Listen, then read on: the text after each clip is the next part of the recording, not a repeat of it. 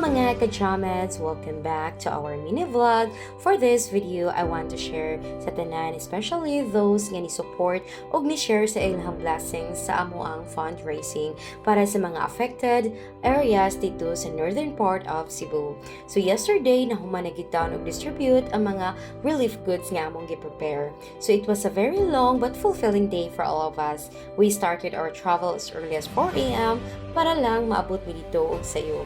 And thanks God, smooth ra gid amo ang biyahe. The roads going to the northwest were clear and possible. Grabe gid ang full force namo, headed by Carisi, Quizon, and Wican, with the full support from our barangay captain, the barangay officials, and those who helped during the distribution. Thank you kaayo sa inyong cooperation and of course, the dedication. Pag-abot na mo sa tabwelan, muradyo kumutin akong dughan makakita, especially the kids nga nagunit sa mga sign nga, help me, we need food, we need water. Grabe, dili gid malikayan nga makatulo jud ang imong luha.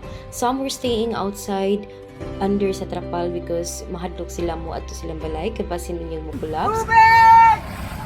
Ang singgit sa mga katawhan kay tubig yun ang ilang unang gipangita kay mao jud ang need kaayo sa area. So madaghang mga balay ang tumpag o makita gyud nimo ang kalisod sa ilang kahimtang. Labi na gyud sa mga tawo nga naara gyud nagpuyo sa gawas sa ilang balay nga nagtrapal na lang in town.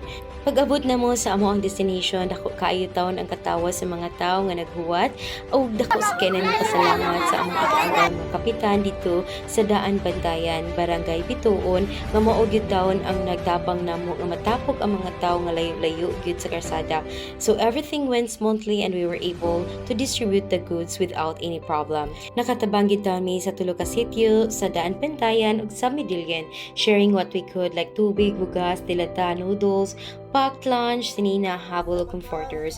We also wanted to reach more areas ponta but diri na gyud kaya sa among dala. Unta daghan pa mga individuals or groups nga moabot sa mga lugar nga wa pa gyud natabangi aron makadawat pa sila og hinabang. Even though it was a risky tungod sa mga aftershocks of possible landslides, we still took the risk kay hibaw mi nga naa ang Ginoo nga mag-guide namo. Some people might say nga giadto lang namo ni para sa content pero dili ta ng content para lang sa views. Ang uban sama namo nagi kasing-kasing nga gusto mo tabang. We use this platform not just to share stories but to reach others who also want to help. Dili man midagko nga vloggers pero bisan gamay ra among followers, thankful kaayo mi sa mga tawo nga nisalig ug nihatag sa ilang mga donations.